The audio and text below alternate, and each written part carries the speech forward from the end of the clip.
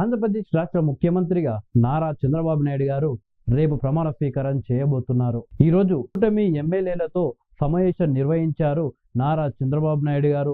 అలాగే జనసేనని అధినేత పవన్ కళ్యాణ్ గారు, బీజేపీ అధ్యక్షురాలు పురంధేశ్వరి గారు. అయితే ఈ యొక్క సమావేశంలో కూటమి ముఖ్యమంత్రి అభ్యర్థిగా నారా చంద్రబాబు నాయుడు గారిని జనసేన అధినేత పవన్ కళ్యాణ్ గారు ప్రతిపాదించడం జరిగింది. పవన్ కళ్యాణ్ గారి ప్రతిపాదనను పురంధేశ్వరి గారు బలపరిచారు. మొత్తానికి మహాకూటమి విజయం సాధించి రేపు కూటమి ముఖ్యమంత్రిగా, ఏపీ ముఖ్యమంత్రిగా నారా చంద్రబాబు నాయుడు గారు ప్రమాణ స్వీకారం చేయబోతున్నారు.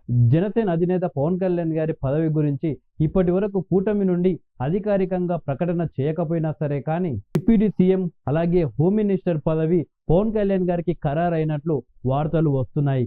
ఇదే విషయం గురించి నారా చంద్రబాబు నాయుడు గారు పవన్ కళ్యాణ్ గారి పదవి గురించి రేపు అనౌన్స్మెంట్ ఉంటుంది అని తెలియజేయడం జరిగింది. కూటమి ఎమ్మెల్యే అభ్యర్థుల సమావేశంలో ముందుగా జనసేన అధినేత పవన్ కళ్యాణ్ గారు, పురంధేశ్వరి గారు కుర్చీలో కూర్చోగా మధ్యలో ఉన్న చైర్లో నారా చంద్రబాబు నాయుడు గారు కూర్చున్నారు.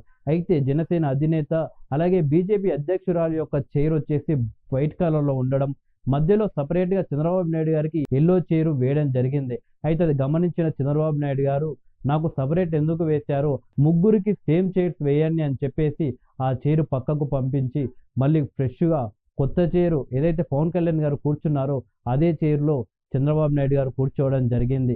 ఇదే కాకుండా సీఎం గా నారా చంద్రబాబు నాయుడు గారికి ఏదైతే ప్రోటోకాల్ ఉంటుందో అదే డిప్యూటీ సీఎం గా పవన్ కళ్యాణ్ గారికి కూడా సీఎం ప్రోటోకాల్ ఉండాలి అని చంద్రబాబు నాయుడు గారు నిర్ణయం తీసుకున్నట్టు తెలుస్తుంది. పేరుకు చంద్రబాబు నాయుడు గారు సీఎం కానీ పవన్ కళ్యాణ్ గారు కూడా ఆయనకు ప్రోటోకాల్ ఉండాలి అని నారా చంద్రబాబు నాయుడు గారు నిర్ణయం తీసుకున్నట్లు వార్తలు వస్తున్నాయి.